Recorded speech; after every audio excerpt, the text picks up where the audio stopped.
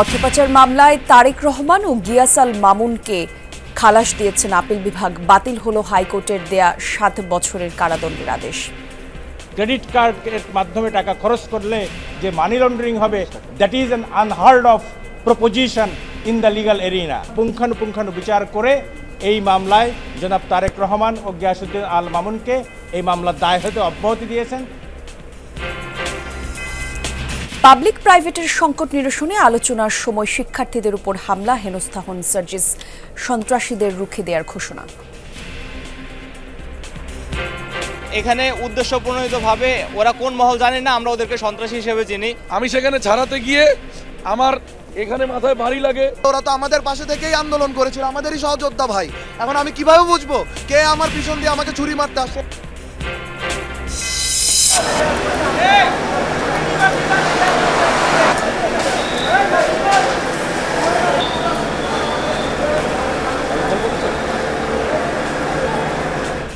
গভীর রাতে লাগা আগুনে পুড়ল গাবতলী বস্তির শতাধিক ঘর। অন্যান্য বস্তির মতো এটিও ছিল ফায়ার সার্ভিসের ঝুঁকির তালিকায়।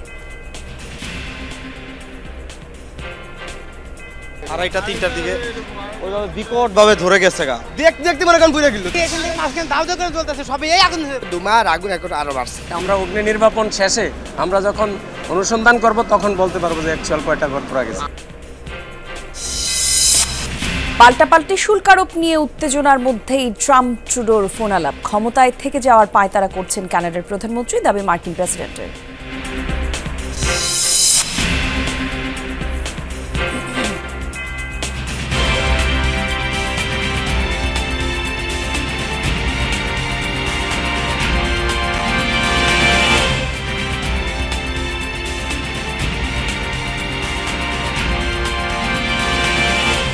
যমুনা নিউজে আমন্ত্রণ আপনাদের সবাইকে। সাথে আছে আমি জান্নাতুল কুলি। শিরোনামগুলো দেখছিলেন শুরুতে। অর্থপাচারের অভিযোগে করা মামলায় বিএনপির ভারপ্রাপ্ত চেয়ারম্যান তারেক রহমান আর ব্যবসায়ী গিয়াসউদ্দিন আল মামুনকে খালাস দিয়েছেন আপিল বিভাগ। বিচারিক আদালত ও হাইকোর্টের দেয়া 7 বছরের কারাদণ্ডাদেশ বাতিল করে এই রায় দিয়েছেন প্রধান বিচারপতি সৈয়দ রেফাত আহমেদ নেতৃত্বাধীন আপিল বিভাগ। আদালতে তারেক রহমান এবং গিয়াসউদ্দিন আল মামুনের পক্ষে ছিলেন ব্যারিস্টার কায়েসার কামাল আর মোহাম্মদ জাকির হোসেন, আর দুর্নীতি দমন কমিশনের পক্ষে ছিলেন আইনজীবী মোহাম্মদ আসিফ হাসান।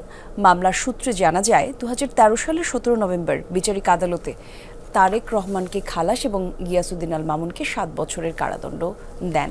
সিঙ্গাপুরে অর্থপাচারের অভিযোগে মামলায় দেয়া ওই রায়ের বিরুদ্ধে আপিল করে দুদক। দুদকের করা আপিলের শুনানি শেষে 2016 সালে হাইকোর্টের বিচারিক আদালতের রায় বাতিল করে তারেক রহমানকেও 7 বছরের কারাদণ্ড দেন। রায়ে গিয়াসউদ্দিন আল মামুনের 7 বছরের সাজাও বহাল রাখা হয়। পাশাপাশি 2 জনকে 20 কোটি টাকা করে জরিমানা করা হয়েছিল। দেশের বিচার ব্যবস্থা ভেঙে পড়ে এবং দেশকে একটা করদ রাজ্য পরিণত করে খুনি হাসিনা ফ্যাসিস্ট সরকারের মধ্য দিয়ে দেশ স্বৈরাচার পতিত হয় এবং তারই লক্ষ্যকে সামনে রেখে দেশে আইনের শাসন নষ্ট হয়, দেশ রণতলে যায় এবং সমস্ত সব প্রতিষ্ঠানকে ধ্বংস করা হয়। অ্যাপিলেট ডিভিশনের পূর্ণাঙ্গ বেঞ্চ পুঙ্খানুপুঙ্খানু বিচার করে এই মামলায় জনাব তারেক রহমান ও গিয়াসউদ্দিন আল মামুনকে এই মামলার দায় হতে অব্যাহতি দিয়েছেন। এই আপিলে আজকে যেটা রায় হলো, এটা মেনলি বেসিসটা হচ্ছে যে লিগাল ফর্মালিটিস যেগুলো আছে, প্রসিডিউরাল ল, এইগুলো সঠিকভাবে ফলো করা হয়নি। টোটাল কেসে তারেক রহমানের বিরুদ্ধে লন্ডারিংয়ের কিছু নাই। এ বিষয়ে আরো তথ্য জানবো আমরা সহকর্মী আরিফুর রহমান সবুজের কাছ থেকে। সবুজ, একটু জানাবেন তারেক রহমানের আইনজীবীরা এই বিষয়গুলো নিয়ে আর কি বললেন, বিস্তারিত তথ্য আমাদের একটু জানাবেন। কলি, মূলত তারেক রহমানের বিরুদ্ধে যে কয়েকটি দুর্নীতির মামলা ছিল তার মধ্যে এই মানি লন্ডারিংয়ের যে মামলাটি সবচেয়ে আলোচিত একটি মামলা ছিল, কারণ এই মামলাটিতে তিনি নিম্ন আদালতে খালাস পেয়েছিলেন। নিম্ন আদালত তাকে খালাস দিয়েছিল, কিন্তু যে বিচারক তাকে নিম্ন আদালতে খালাস দিয়েছিল সেই বিচারককে শেষ পর্যন্ত দেশ ছাড়তে বাধ্য করা হয়েছিল। এটি তারেক রহমানের যে আইনজীবী তারা বলছেন যে এই তারেক রহমানকে খালাস দেওয়ার কারণেই তাকে দেশ ছেড়ে চলে যেতে হয়েছিল। পরে সেটি দুদক মূলত হাইকোর্টে আপিল করে এবং আপিলের মাধ্যমে 130 পৃষ্ঠার একটি জাজমেন্ট দেয় এবং যে জাজমেন্টটি উপরে আদিষ্ট হয়ে অর্থাৎ রাজনৈতিকভাবে হ্যায় প্রতিপন্ন করার জন্য তারেক রহমানকে 7 বছরের সাজা দেয়া হয় এবং 130 পৃষ্ঠার একটি জাজমেন্ট দেন। এবং তারেক রহমানের যে আইনজীবীরা তারা বলছেন যে এই মামলাটি আসলে করা হয়েছে আইনি কোনো প্রক্রিয়া অনুসরণ না করেই, অর্থাৎ তার বিরুদ্ধে যে ক্রেডিট কার্ডের মাধ্যমে প্রায় 20 কোটি টাকার বেশি পাচারের অভিযোগ আনা হয়েছিল তার কোনো আসলে ভিত্তি ছিল না। এবং তারেক রহমানের যে আইনজীবীরা বলছেন যে এটি মূলত যেই নিম্ন আদালতে খালাস পেয়ে হাইকোর্টে গিয়ে তাকে 7 বছরের কারাদণ্ড দেয়া হয়েছিল সেটি মূলত তাকে অর্থাৎ তারেক রহমানের যে পরিবার তাকে রাজনৈতিকভাবে নিশ্চিহ্ন করার জন্য এই মামলাটি সেই সময় তারেক রহমানকে সাজা দেওয়া হয়েছিল এবং যার ফলে রাজনৈতিক পট পরিবর্তনের পর সেটি এখন মূলত প্রমাণিত হয়েছে এবং ন্যায় বিচার যে প্রতিষ্ঠা সেটি এখন ধীরে ধীরে সেটি দেখতে পাচ্ছে। ধন্যবাদ আপনাকে সবুজ। নরসাউথ বিশ্ববিদ্যালয়ের সামনে শিক্ষার্থীদের উপর হামলার ঘটনায় ছাত্রদল জড়িত অভিযোগ করেছে বেসরকারি বিশ্ববিদ্যালয়ের শিক্ষার্থীরা। বুধবার মধ্যরাতে হামলায় আহতরা রাজধানীর কুর্মিটোলা হাসপাতাল এবং ঢাকা মেডিকেল কলেজ হাসপাতালের প্রাথমিক চিকিৎসা নেওয়ার পর সাংবাদিকদের এসব কথা বলেন। শিক্ষার্থীরা বলেন, কমিটি নিয়ে পাবলিক বিশ্ববিদ্যালয়ের সঙ্গে প্রাইভেট বিশ্ববিদ্যালয়ের বিরাজমান সমস্যা নিরসনের জন্যই সার্জিস আলমের সঙ্গে আলোচনা চলছিল। আর সে সময় পরিকল্পিতভাবে 40 থেকে 50 জন বৈষম্যবিরোধী ছাত্র আন্দোলনের কর্মীদের উপর হামলা চালিয়ে কয়েকজনকে গুরুতর আহত করে। হেনস্থা হন সার্জিস আলম। হামলাকারীদের কয়েকজন ছাত্রদলের সদস্য এই পরিচয় পাওয়া গেছে এমনটা দাবি করেন আহতরা। আর এই অতর্কিত হামলার তীব্র নিন্দা জানিয়ে শিক্ষার্থীরা বলেন, হামলাকারী যেই হোক তার কোনো দল বা মতের হতে পারে না, তাদের পরিচয় একটাই, তারা সন্ত্রাসী। এসব সন্ত্রাসীদের কঠোর হাতে দমন করা হবে। আর এই হামলার ঘটনায় বেলা 12টায় নর্থ সাউথ বিশ্ববিদ্যালয় ক্যাম্পাসে সংবাদ সম্মেলনে বিস্তারিত তুলে ধরা হবে। আমি উভয় পক্ষকেই ঠান্ডা হতে বলেছিলাম। তারপরে কিছু মানুষ আমার উপর উত্তপ্ত হয় এবং আমার বন্ধুদের উপর উত্তপ্ত হয়। তারপরে আমি সেখানে ছাড়াতে গিয়ে আমার এখানে মাথায় ভারী লাগে। এখানে উদ্দেশ্য প্রণোদিতভাবে ওরা কোন মহল জানে না, আমরা ওদেরকে সন্ত্রাসী হিসেবে চিনি, যেহেতু তারা অস্ত্রসহ একজন আমাদের সহযোদ্ধার গায়ে হামলা করছে। এতদিন তো ধরেন শত্রু ছিল ছাত্রলীগ, শত্রু ছিল আওয়ামী লীগ, ওরা তো চলে গেছে। এখন যারা ছিল ওরা তো আমাদের পাশে থেকেই আন্দোলন করেছিল, আমাদেরই সহযোদ্ধা ভাই। এখন আমি কিভাবে বুঝবো কে আমার পিছন দিয়ে আমাকে ছুরি মারতে আসে?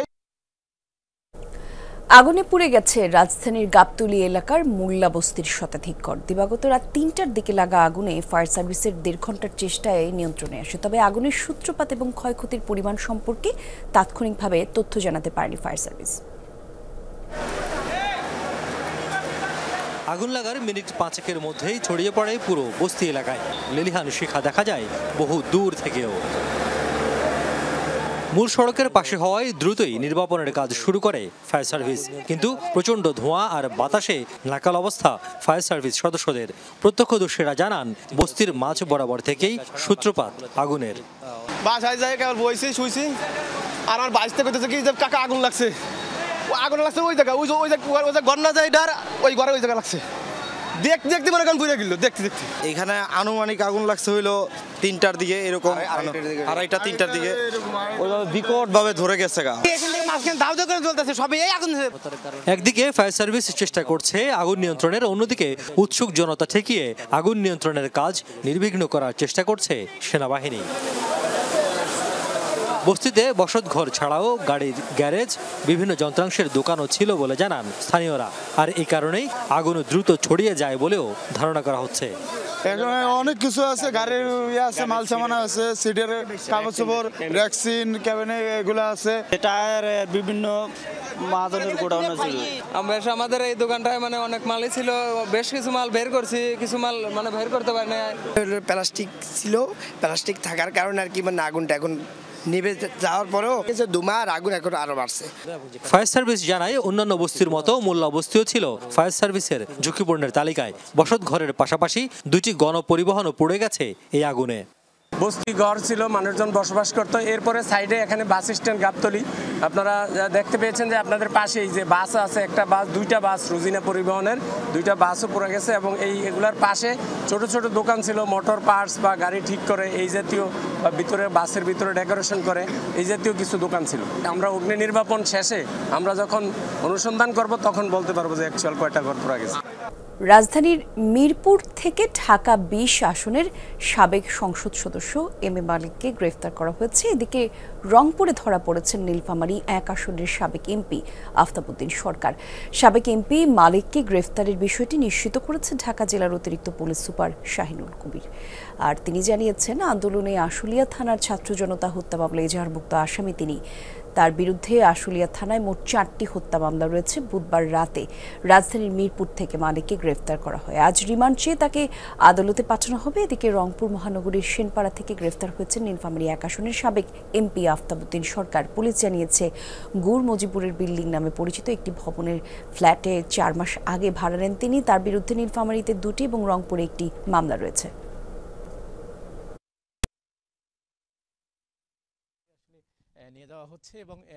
ওনার নাম আফতাবউদ্দিন সরকার, উনি নীলফামারী 1 আসনের এমপি ছিলেন সাবেক।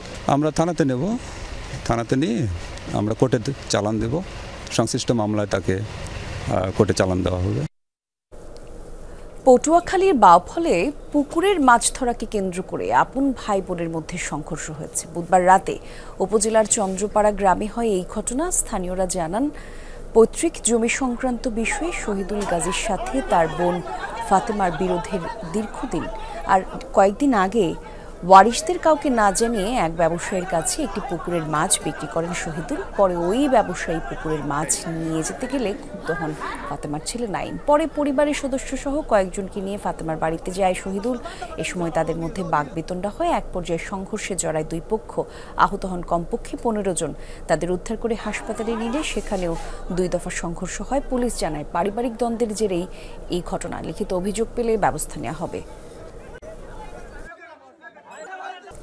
কুমির আতঙ্কে দিন কাটছে ঝিনাইদহ এবং রাজবাড়ীর গড়াই নদীর তীরবর্তী মানুষের। 2 মাস আগে প্রথমে নদীতে কুমিরের দেখা মেলে, এরপর আরও কয়েকবার নদীর বিভিন্ন স্থানে বিশাল আকৃতির প্রাণীটির বিচরণ চোখে পড়ে। এতে করে ভাটা পড়েছে মাছ ধরা আর নদী পারাপারে। উপরে নীল আকাশ, নিচে নদীর স্বচ্ছ জল, চারপাশে ঘন সবুজ গাছপালা। মনোমুগ্ধকর এই সৌন্দর্য উপভোগের বদলে আতঙ্কে দিন কাটছে নদী তীরের বাসিন্দাদের। প্রমত্ত গড়াই নদী বইছে রাজবাড়ী, কুষ্টিয়া ও ঝিনাইদহ জেলার মধ্যে দিয়ে। যুগের পর যুগ নির্বিঘ্নেই গোসলসহ দৈনন্দিন নানা কাজে নদীর পানি ব্যবহার করছেন নদী তীরবর্তী মানুষ। তবে সম্প্রতি গড়াই নদীতে কুমিরের বিচরণে আতঙ্ক ছড়িয়েছে স্থানীয়দের মাঝে। কুমির কালকেও 3 বার উঠেছে, বুঝছেন। কুমির দেখা গেছে, গরু ছাগল মানুষের খুব সমস্যা হচ্ছে, আতঙ্কের ভিতর রয়েছে। খুব বড় কুমির, খুব বড়, হলুদ হয়ে গেছে। এখন আমাদের অসুবিধা হচ্ছে কি, ধরেন ঠিক মতন লোকজন গোসল করতে পারতেছে না, গরু বাছুর ঝাপাতে পারতেছে না। গোসল করতে আলো ওই ডেঙ্গা থেকে 2 মগা পানি নিয়েই ওই আতঙ্কে ধরেন ভয়তে উঠে পারতেছে। মাথা উঠছে, পিঠ ভাসাচ্ছে, দাবাচ্ছে, আবার নিচেই নামে যাচ্ছে। আমাদের নদীতে 3টা কুমির দেখা যাচ্ছে, ঠিক আছে। 3টা কুমির দেখা যাচ্ছে, 2টা ছোট, একটা বড়। তো বড়টা মনে করেন 7 থেকে 8 হাত। কুমিরটা তো অনেক দিনই আইছে, আমরা বিভিন্ন জায়গায় মানুষের মুখেও শুনছি, আমরা নিজে চোখেও দেখছি। 2 মাস ধরে গড়াইয়ের ঝিনাইদহ এবং রাজবাড়ী অংশের একাধিক স্থানে দেখা গেছে বিশাল আকৃতির কয়েকটি কুমির। স্থানীয়রা জানান, কুমিরের ভয়ে কেউ নদীতে নামতে সাহস পাচ্ছে না। এতে ব্যাহত হচ্ছে নদী পারাপার ও মাছ ধরা। একটু আগে ওখানে মাথা বাইর করছিল, মাথা বাইর করে ডুব মারছিল, আমরা ফিরাই আসি। গত 1 মাস ধরে এখানে কুমির দেখা যাচ্ছে, সবাই দেখতেছে। মানুষ আতঙ্কে এখানে গোসল করতে পারতেছে না। গরু বাছুর সব নামানো যাচ্ছে না, ভয় ভীতিতে সন্ত্রাস মুক্ত, মানে সন্ত্রাস চাপিয়ে রয়েছে লাগতেছে এমন। 2 মাস যাবত এখানে কুমির ওঠে, আমরা সবাই দেখেছি। কুমিরগুলো ধরতে এরই মধ্যে বন বিভাগকে চিঠি দিয়েছে স্থানীয় প্রশাসন। সেই সাথে গ্রামবাসীকে সতর্ক থাকার আহ্বান জানানো হয়। আমরা ইতিমধ্যে আমাদের যে উপজেলা বন কর্মকর্তা রয়েছে তাকে আমি লিখিতভাবেই নির্দেশনা দিয়েছি যে তারা এক্সপার্ট টিম যে কোনো জায়গা থেকে, সেটা খুলনা হোক বা ঢাকা চিড়িয়াখানা হোক বা যে কোনো জায়গা থেকে এনে যদি এদেরকে ক্যাপচার করার প্রয়োজন। প্রশাসনিকভাবে যারা এলাকাবাসী আছেন তাদেরকে আমরা সতর্ক করার ব্যবস্থা করেছি এবং কেউ যাতে এই মুহূর্তে নদীতে না নামে সে বিষয়ে প্রত্যেককে সচেতন থাকার জন্য বলা হয়েছে। এই আতঙ্কের মধ্যেও কুমির দেখতে প্রতিদিনই দূর দূরান্ত থেকে নদী পাড়ে ভিড় করছেন উৎসুক জনতা। রাহিম সারোয়ার, যমুনা নিউজ। পাল্টাপাল্টি শুল্ক আরোপের চলমান উত্তেজনার মাঝেই মার্কিন প্রেসিডেন্ট ডোনাল্ড ট্রাম্পের সঙ্গে ফোনালাপ হয়েছে কানাডার প্রধানমন্ত্রী জাস্টিন ট্রুডোর। বুধবার প্রায় 1 ঘণ্টা ফোনে কথা বলেন এই দুই নেতা, নিয়মিত প্রেস ব্রিফিংয়ে যা নিশ্চিত করেছে হোয়াইট হাউস। সীমান্তে ফেন্টানিল পাচার ইস্যুতে হতাশা প্রকাশ করেন ডোনাল্ড ট্রাম্প। দাবি করেন এখনও ফেন্টানিলের বিস্তার থামাতে যথাযথ পদক্ষেপ নিচ্ছে না কানাডা। জানান এখনও দেশটির নির্বাচনের তারিখ স্পষ্ট করেনি জাস্টিন ট্রুডো, যা সন্দেহজনক। পাল্টা শুল্ক আরোপ করে দেশটির ক্ষমতায় থাকার পায়তারা করছে ট্রুডো, দাবি ট্রাম্পের। ফোনালাপে জাস্টিন ট্রুডোকে যুক্তরাষ্ট্রের 51তম অঙ্গরাজ্যের গভর্নর বলেও খোঁচা দেন মার্কিন প্রেসিডেন্ট। পবিত্র রমজান মাসে একসাথে ইফতার করলেন মিশরের আল আজহার বিশ্ববিদ্যালয়ের বিদেশি শিক্ষার্থীরা। বিভিন্ন দেশ থেকে আসা শিক্ষার্থীদের জন্য 1000 বছরের পুরনো এই ঐতিহ্যবাহী প্রতিষ্ঠানটির কর্তৃপক্ষ নিয়েছে এই উদ্যোগ। এমন আয়োজনে খুশি আল আজহারের বিদেশি শিক্ষার্থীরাও।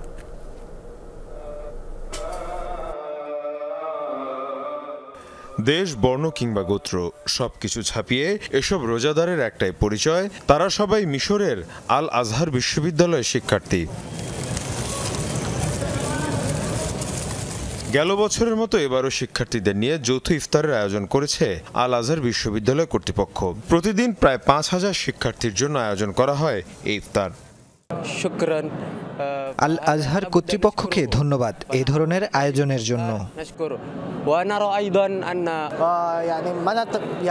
এই বিশ্ববিদ্যালয় হলো জ্ঞানের মিনার, এটা সারা বিশ্বেই আলোচিত।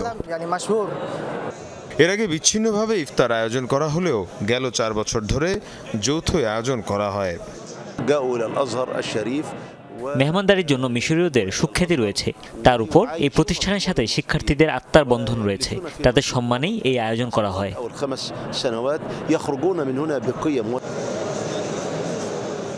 প্রায় 1000 বছরের পুরনো ঐতিহ্যবাহী এ প্রতিষ্ঠান বিশ্ববিদ্যালয় হিসেবে স্বীকৃতি পাওয়ার পর থেকেই আল আজহারে আসেন বিভিন্ন দেশের শিক্ষার্থীরা। মীর মুশফিকা হাসান, যমুনা নিউজ।